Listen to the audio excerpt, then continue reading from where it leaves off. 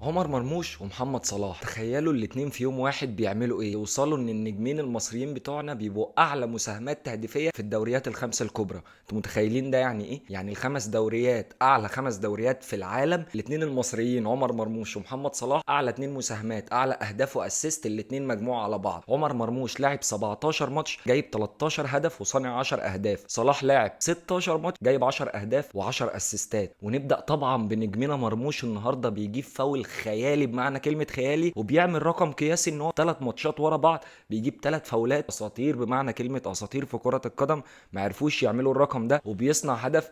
يعني حاجه خياليه من عمر مرموش بمعنى الكلمه. على ما اعتقد هينافس على البالون دور السنه دي بشكل قوي جدا، والعرض مستنيينه هيكون من بايرن ميونخ ولا من ليفربول، وان شاء الله يكون من ليفربول وينضم لمحمد صلاح اللي النهارده يعني بيبدع كالعاده. بيفوزوا ليفربول على استون فيلا 2-0، صلاح بيعمل جون وبيجيب جون.